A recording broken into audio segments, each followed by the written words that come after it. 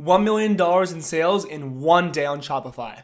Now, for some of you, you may have rewinded that and actually listened to it twice, but yes, I met someone online who did $1 million in basically 1 hour on Shopify, and I got the pleasure to be able to actually interview this person. So for the next 20-ish minutes, sit back, relax, and let me tell you exactly how this person did $1 million in sales in one day through email, SMS, and you guessed it, your favorite TikTok organic. Sit back and let's do it.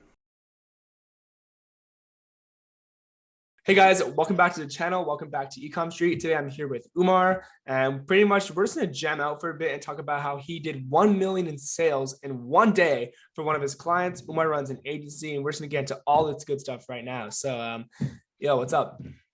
Yeah, what's up, Corey? So, pretty much within a day, we were able to do that for one of our clients. It was, and we'll dive into it shortly, exactly what it was and everything allowing that. But first, I guess I'll get into, exactly who I am, what I Yeah. do, where I basically came from, and yeah. So that being said, my name's Umar Sheikh. I'm from Toronto. I started my agency about 3-ish years ago. So back in 2019, 2020, realistically, right when COVID hit. Just a little bit of background. I wasn't always in ecom. I used to do SMMA for realtors. That didn't work. Then I went into a bit of a content agency for doctors, but that obviously went downhill once COVID hit. And then eventually I just came to the point where ecom's the best way. And in March of 2020, with the help of my brother, he's in ecom as well, I sort of transitioned into ecom, but not so much as running my own stores, but as an agency. And that's where I started building my email and SMS marketing agency. And since then, we've been able to amass and grow to over 40 to 50 plus stores on a monthly basis with a massive team of 12, 13 people doing full service things, all ranging from whatever it is on email marketing as well as SMS marketing. And yeah, overall, we've been able to do pretty well, especially for some of our clients, like this one client in particular. But yeah, that's pretty much me. That's awesome. Yeah, we'll talk about the thread in a sec. That's how I found you. I found you on Twitter. I'll probably throw up a screenshot of like the actual sales Yeah. chart. It's like every entrepreneur's dream, like just to see that kind of sales chart. But tell me more. So you said 12 people. Are they like overseas or most of them here? Or So some people, so we have team managers or like project managers, which are the heads. Those are people that are either from North America or majority of those. So we have 3 of those, and those are all from North America. Whether it's from America, like the US yeah. itself or Canada, and then everyone else is either from the Philippines or as well as South Africa. So we have some pretty nice people around the world, and all of them are amazing. We've had this team or the core of the team, so about 3, 4-ish people, including those head managers from North America for about the past year and a half. We've recently grown to about 12, 13-ish people. Before we were sitting at right around like 8, 9, and that was even manageable with our current thing. But now we just want to be able to scale and grow some more. So now like Yeah. our capacity like shot up to maybe 75 clients per month. And it's crazy to think that we're able to actually handle all those people. Normally, some people would say that we need a team of 20, 30, but the way we sort of do things, it's a lot more manageable. And at the end of the day, like I'm heavily involved in the business as well. So that helps out with it, of course. hmm I love the model too. I think a lot of people in e-com when they're starting out, they really want to drop ship and sell something online. Like they want to sell physical product and like just go D2C. But a lot of them don't have the starting budgets and just actually they're not really aware of what they're signing up for. And so I think a good alternative for most people to kind of get that first, I guess, like rep under your belt is to start an agency. I think it's easier, like in terms of 100%. Yeah. cash turnover and everything, like just a lot more easier than having to worry about juggle all this inventory and staff and everything, marketing. Instead, agency, you can just do like word of mouth and you kind of build clients like a bigger amount up front. Like, is that why you kind of chose with that? Like, were you ever in a position to do ecom and you didn't do it, or? 100%. No, you basically hit it spot on. I did not have money at all to to do any sort of e-commerce drop shipping or anything like that. And like I mentioned, my brother, he was in drop shipping, right? So he Right. even openly told me, he was like, yeah, listen, like I had at the time when I was like 16 about $500 or $1,000, somewhere around that. So he was just like, yeah, you're gonna need at least a couple thousand for you to, even at that, for you to just like be able to throw away if anything happens, right? Which you don't want to do that, right? But yeah, and at that moment it was that, or I didn't really want to go into a Facebook ad agency because I just felt like it was a lot. And not only that, it was like very difficult for me to get into because so many people were already into it. And email marketing was just one of those things where it's like, it wasn't too difficult to learn, but at the same time, it was one of those things where there was no ad spend involved and stuff, so I wouldn't be burdening anyone else if I did ever screw up, which Mhm. luckily I didn't, right? So it was just one of those things where it's very easy to start up and very easy for me to amass a clientele, even sometimes working for free, just so I could get my name out there and obviously get good referrals. But yeah, no, that's definitely like the majority of it. It's definitely because I didn't have the money to start ecom. But even after that, once I didn't have the money to, I realized it was a much safer alternative for me to build up my team and help other people and obviously leverage those relationships. And that way I could get into ecom later on. Yeah, a lot of agencies also do like, I feel like, oh yeah, there's like, we'll call it like a million email agencies out there, and like 950,000 of them just do the same stuff where they kind of get into your Klaviyo, do your flows, and just don't do much work. Yeah, I'm curious to hear more about like this whole case study you posted. Let's get into that and how yeah, you definitely. basically had this brand that you just showed me before, like did $0 in revenue in May, and then in June, July, all of a sudden just took off. Like, kind of share what you can about how that all went down. It was all through email and SMS, pretty much, right? 100%. So about 40% came in from email and SMS. Even at that, like some people, they obviously clicked on the email, they're notified through email, but they didn't purchase through email, which is completely fine. That happens all the time. There's no way for us to directly track that. But yeah, 100% majority, I would say, came from email and SMS. The reason being at that was because this was heavily facilitated through email and SMS. So the forums, everything like that, this was all basically fabricated in the sense that customers are going to be signing up in the hopes of getting either early access or some sort of way for them to get into the actual drop itself. And we'll touch on that exactly how all that happened. But pretty much the overview of it, yeah. So they did about 998,000 a day, so not quite a million, Close. but it was heavily centered around a influencer. So that is 100% true. This wouldn't have been possible without that influencer, but it has been done before without the brand. So you don't necessarily always need an influencer. It's just that in this case, it was around one and it definitely helped. But yeah, so these guys, they hit a milestone recently. I'm not going to say what it's for, but you guys can check out the thread for that. But they hit a pretty huge milestone and they wanted to base the collection around that. So when I say collection, it was for a clothing drop. So a merch line clothing drop. It had about 10 pieces in it, which they reintroduced a few more pieces into it after. And those range from hats, shorts. Yeah, it was nothing too crazy. It was pretty Yeah, basic, like nothing too crazy. It designs. was very simple. And a lot of people were thinking that, oh, we did something crazy for it. No, sometimes it's the most simple strategies that work out, right? Yeah. And the whole plan, even before they dropped, was we want to make sure that we can get as many people on the SMS and email list as soon as possible. So when it does come time nearing the drop, we're able to basically feed that into the backend, follow up with them, make sure that they're staying active before the drop happens. So when it does happen, it's almost like pushing a bunch of sheep up against the gate, and then you let the gate open and everyone's just flying through, which we very successfully did that because there's, I believe, 10,000 plus people on the site just waiting prior to the drop even happening. Ladies and gentlemen, it is summertime. And for most folks, that means maybe taking a vacation, taking the car down to the beach, and kind of just chilling with your feet in the sand. But if you're an ambitious e-commerce entrepreneur like me who spends all of his time with the computer,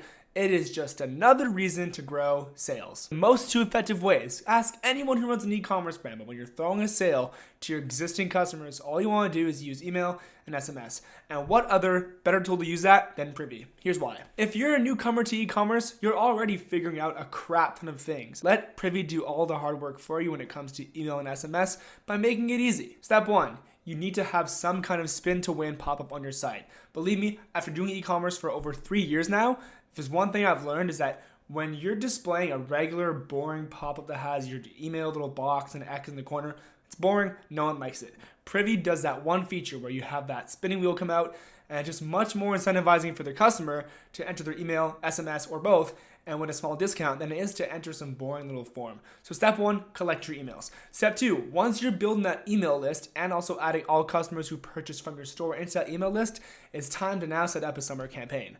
One campaign that we recently did with our company is saying, it went along the lines of, hey, summer's here, and that's just another reason for you to look good outdoors. Now, we're a fashion brand, so it's going to be different. You got to tailor this, or if you're selling kitchen utensils, you might say, hey, it's summertime, it's time to whip out the barbecue and get something grilling. Whatever the case may go, that's how it starts. Hey, it's summertime and it's time to go outside and do X action related to your product. Then hook them with some more copy and kind of tell them how your products based on social proof, customer reviews, etc. is the best in the game. Then end off with a basic discount code that you can obviously make inside of Privy, like Summer 10, Summer 20. We did Summer 15, which offers 15% off to all products on the site-wide. And of course, little golden nugget here, if you want customers to spend more on your site, charge on shipping up until a certain amount. Usually that amount should be your AOV. And if they spend over your AOV, so over $75, for example, then they qualify for free shipping. Little golden nugget there. But back to this email SMS campaign. We're halfway through this video. After you finish it up, you're going to be thinking of a ton of ways to blow up your sales with email SMS. Get started with Privy. It's linked below. Now let's get back to find out how this guy did $1 million in sales in 1 hour. Yeah. How are you collecting all those emails and SMS? Like, was there a spin to win or a pop-up? So it was all done via a embedded pop-up or embedded form inside the site because the site itself was locked, right? So what we were doing is we would have the influencers basically send traffic to the website. But obviously, when they go on the website, then there would be nothing for them to buy. There would only be the fixed pop-up or the fixed form for their phone number, email, and name, right? So once someone puts something in like that, then that's pretty much it. There's nothing more that they could do besides wait. But within the first couple of days, we were able to amass upwards of, within 3-4 days, we were able to get 40,000 people to sign up, obviously branching from their influencers.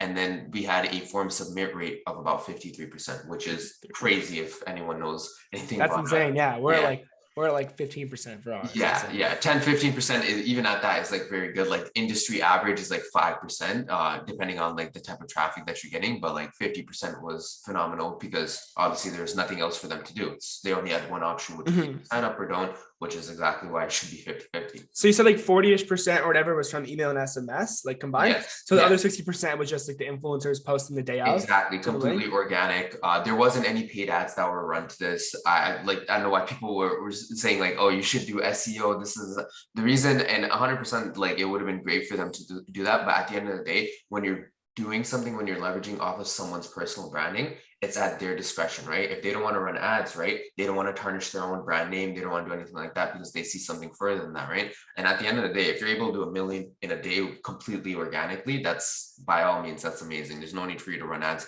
And it would be you'd lose a lot of money running ads because their specific demographic, you wouldn't really want to run ads to their demographic. They had a pretty younger demographic, and it just wouldn't make a lot of sense. And just overall, in terms of their brand approach, they just wouldn't want to be running ads.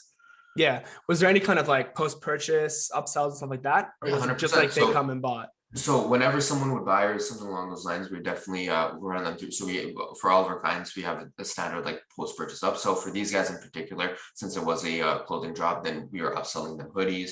If they bought tees, if they bought shorts, whatever it was, we were trying to get them with another sort of product to increase their average order value. And on top of that, we would offer a 10% discount every single time that they would enter it. So it's pretty standard, but there were a couple more things that went into it. We tried playing around with quantity breaks, so upselling like tees with the shorts and everything like that. But those were successful. To be honest, everything was successful. But the main thing that we found most success in was just upselling them with another product while giving them 10% off. Yeah. Cool. So basically, like, yeah, you had some huge influencers kind of sharing this thing. They had a big, strong personal brand. And so through that, obviously tons of people that are basically like super fans to them or true fans, like went and signed up. For people that don't have like a huge budget to either go pay influencers to work with, or they just don't kind of, had that like instant, like million reach, what would you say are like some kind of like bootstrap, like shortcuts? Like for me, the first one I thought of was really cool was there was this brand that did like a TikTok giveaway. They sell like a hair product. I think it was like some kind of hair curler or hair straightener. And they said, come to our website and just sign up to our SMS and you'll be entered to win like our monthly giveaway of this hair curler. And it went absolutely viral on TikTok. So I think that's one of the ways. And you can also pay creators to like jump on the trend for that. And it'll probably be cheaper than them like selling a product, since it's just like saying, go sign up for SMS. And so do you have any other like options like for the smaller brands you work with? Like, so we've done this before. So a lot of people think this was only possible through influencer marketing, whatever it is. No, we've done it before for brands that have just purely built themselves off of organic TikTok, which yes, it will take 100% longer. But then again, you're not relying. For example, if we were to do another drop without these influencers, or do something without these influencers with like similar branding and clothing, it wouldn't work. It just simply wouldn't work, right? But if we built this basically a community of ourselves, which we've done before for other clients, had a huge community of people, whether it be inside a Discord or Instagram, whatever it is, if we had that huge community, then we wouldn't be relying on anyone else. And obviously it would be far better for us because we could profit as much, we could do everything like that. And touching on the bit where you said paying an influencer to do that, I highly wouldn't recommend that actually, because we've seen it in the past where people have paid people out of pocket. And it's basically one of those things where once the influencer basically made their video, they're done. Like they don't really care about the outcome. Yeah, it's transactional. Yeah. It's transactional. Yeah, once they're done, it's over. But when they have a percentage in the store, when they have something writing where it's like an ongoing basis, then they're a lot more lenient on making sure that it works out because they're putting a lot more of their branding and their personal effort into it, right? So I would definitely recommend giving a percentage rather than giving away some sort of like high upfront or retainer or something like that, because it's just not, it highly won't work out in your favor. And if you generally want that long-term approach, then I would give away a certain percentage. You're better off doing that. And if you genuinely believe in the right influencer, then it's going to only help your business, right? But yeah, there are definitely a huge like list of strategies that you could do, but by far the most beneficial is definitely just running up a brand on basically organic TikTok and having your personal branding behind that brand in particular, right? So we had a clothing brand in particular in last November.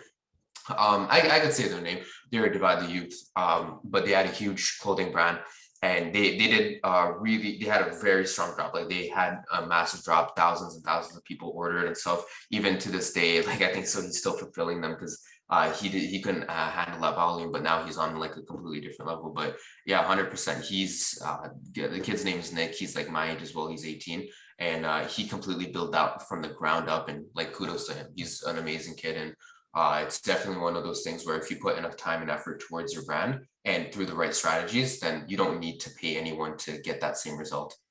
Totally. Yeah. And when you go to their website, it's not like it's anything like extravagant either, like Gucci or like some cool. Like I'll show you the websites after and stuff. But yeah, I found Divide the Youth, and it's just like the most, like it's not ugly, but it's definitely like the. It's very simple. It's not like anything. It's not copy heavy. It's not anything crazy because the work, the art itself, in this case, right? The whether it be the clothes, whatever it is, that speaks for itself, right? And when you have a brand in a community that strong where the clothes itself speaks for itself, then you don't have to worry about any sort of convincing copy or anything like that. Exactly. No. Yeah. I follow fitness influencers, and they'll drop like a pre-workout or like a fitnessing as well. And it's just like, as long as someone can click and buy something, like that's all that matters. The audience kind of will just go do that since you've built that brand. I think my last question is like, when brands, I can really relate to this myself, like when brands prepare for a huge launch or Black Friday, or especially Black Friday, you think you have everything under cover, and then that one thing that you thought would never happen kind of happens. Like, was there any kind of hiccups you've seen with these big drops that you do? Like, has there been like a big inventory problem, or how's that kind of look? Yeah, so personally, like for example, typically when we come on, everything is sort of handled with, right? Because email marketing is this isn't really out of self-interest. I shouldn't be saying this because I run an agency, but email marketing should definitely be coming at like nearing the end of the spectrum out of all the things that you need, right? Because there's a lot more other things for you to handle: the creatives, the product itself, the store. If you said this one was all like the first thing I think of as an operator is inventory, but you were saying this is all pre-order, right? This was all pre-order, yeah. So this was all made to order, and a lot of clothing brands or streetwear brands that do product launches or do drops and such, they'll do pre-orders because they basically sky's the limit, right? And not only that, their community is willing to wait those 6-7 weeks that it takes to produce all that material and produce all of the clothes itself, as well as getting it shipped out, versus a normal customer, right? If they wait more than 2 weeks, they're going to charge back, right? Yeah. So, have you ever seen the difference between running a big launch to a pre-order versus what's already just set to buy? Like, is there a difference in conversion there? There has to be some kind of drop off. Like, do you think you could have done more sales if it was already in stock and no 7-week delay? So ideally, yeah, that would be the best sort of outcome. But a lot of people refrain from doing like in stock things because it takes the additional time that it takes for a customer to receive the product. You're actually on your end waiting for the product to come into you, whether it be your warehouse, right? So now you have to delay the brand or delay the actual drop even more, when sometimes if it's a really like devout brand, they might not want to do that because their customers want to buy from them as soon as possible. So if I would say if you're a brand that's already been doing that, where you already have stock and then you do the drop, then keep on doing that. I wouldn't switch up your business model because your customers are used to getting that within those quick 2 weeks, even less than that, right? Or on the alternative, if you're a brand that only does pre-orders, it would be in your best interest to try out some sort of stock or something like that, where maybe, and we've seen people do this before, where the first 1,000 orders they're in stock, and then after that it's a Yeah, pre-order, right? So if you're the first 1,000 orders, then you'll get it within 2 weeks. But if you're after the first 1,000 orders, then you'll get it after 6 weeks, right? for sure. I guess to close out here, like, do you have any golden nuggets for someone that's kind of listening to this? They're on the edge of their seat and they're like, okay, I'm on Privy or I'm on Klaviyo. Like, how do I go and like, what kind of email campaigns or flows should I like constantly be doing? Like, is there any kind of like, I guess, just an essential list there that you like when you first hop into a new client's account? Like, what are the few things that you just right away have to check? Well, yeah, first things first is definitely the flows, tackling the flows. So we have about 7 standard flows that we set up on all accounts, but 5 of which are probably the most important ones. So, and this isn't by any means in any sort of order of importance, but the welcome series is huge, or the nurture series, that's huge. The abandoned cart or the cart abandonment, that's massive as well. And then you branch into these three, which aren't as big as the first two, but they're still very imperative when it comes to running a brand. But you have the post-purchase upsell, the browse abandonment, as well as the site abandonment, right? And then we also throw in a couple customer service based, maybe review-based email, like customer win-backs, things like that, things that aren't Yeah. as much transactional, but still good for your customer branding. So I definitely would recommend those 5 flows for sure. The other ones you could throw in as well, but I really wouldn't recommend it starting off, especially because you could just use Shopify's basic like customer thank you, and they do a really good job at keeping up to date with your customer's order. That would be the first thing. The second thing is obviously sending campaigns as well, if it's a brand. And I say this all the time because you want to make sure that you already have a community and you're building that community. If it's a normal dropshipping store, I wouldn't really recommend it because it's a lot of time gone. And oh, sorry, I should say this: if it's a one product store, not a dropshipping store, because we have seen dropshipping stores with huge communities. If it's a one product store, it doesn't make sense for you to run campaigns, because once that customer buys that product, then it's churn and burn. They're basically done. They're not going to be Unless it's something super evergreen like shampoo. Exactly. Unless it's like some sort of like whether it's like protein or something, or like, I don't know, deodorant or some shit, where they're going to keep on buying it back and forth. But yeah, typically I would just say tackling other flows first. Then if you want to head into campaigns are huge, and segmenting is the most important thing when it comes to campaigns and sending campaigns. You want to make sure you're sending it to your active list. So it's very easy to create a segment. Klaviyo offers a bunch of free videos on how to segment. If you want to go in more depth, there's a bunch of people on YouTube that can show you how to do that as well. But like, your main key thing is excluding your bounce people that receive bounce emails, because those emails are going to spam. You don't want to be hitting those people, and only targeting your active people, right? You can revisit the inactive people once in a while. Yeah. You don't want to be constantly bugging them, because 9 times out of 10, your email is not landing inside their inbox. Mm-hmm. And so I guess two things, like number one, just to jump back, like for our audience, like if you don't know what a welcome series is, essentially like that main pop-up you see on like all the websites where you say, come get 10% off, or you see a spin to win. That's kind of like, once you enter your email in there, that's where your email is going, and you're entered into this like whole sequence of kind of flows. So in case you don't buy, they're going to hit you there. So that's kind of like one clarification. Number two, when you say active, do you like, what kind of parameters do you put in that? Like, I think we have like a 90-day and a 200-day engage, where as long as someone opened or clicked an email within that time frame, we hit them, and if they haven't, then they kind of get excluded. So we hit 30, 60, and 90. And anyone that's past 90, we typically consider unengaged, because if it's been 90 plus days of us sending an email and they haven't opened the email, they're definitely receiving it. It's just not hitting home with them, right? So anything past 90 days, I would definitely say it's unengaged. We would hit 30 and 60, excluding one another, so we're making sure we're not overlapping. And the offers that we're running, the most exclusive offers are obviously going to our 30 days, and to our 60 days, it's a lot more loose. We're not spamming. So say, for example, so 30 days, we're sending around 3 emails per week. Majority of them are transactional based, where it's like we're pushing some sort of sale or content based sort of email for them to buy. Then 60 days is more loosely, maybe 1 or 2 emails. Probably even less, maybe 1 emails. And from there, it's less transactional, it's more content based, talking about benefits, everything like that. And then 90 days, that's where it's very cold, and it's very just more as, checking in. And we do that maybe bi-weekly or every so often, and making sure that the customer is still engaged with the stuff. And then from there, once they fall into the 60 days and 30 days, then obviously they fall into those different segments. Is it the same with SMS, you'd say? Like, are you kind of no, SMS is so I don't get what people's understanding is around SMS, why they think that it's on par with email. It definitely isn't. You shouldn't be sending an SMS blast every single day or every other day. It's like that's the number one way. I think we're like once or twice a week, honestly. A Once a week month. is probably Once or twice a month. Sorry. once a week is probably like even at that very like bi-weekly I would say is pretty good. Once a week is good if your customer base is used to it, right? Because I know some people that have weekly product launches or Yeah. some sort of weekly newsletter, whatever it is, right? That's completely fine if your customer's used to it. But like a normal average brand that's just getting into SMS, like bi-weekly is fine.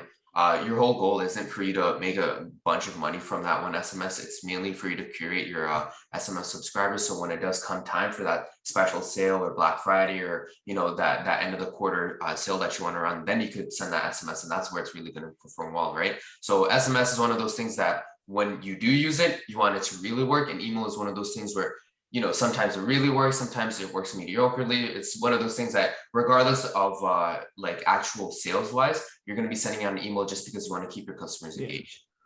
Totally. Okay, last question here, like a curveball. Like if we got off this call and I wired you 100K, what would you do with the money?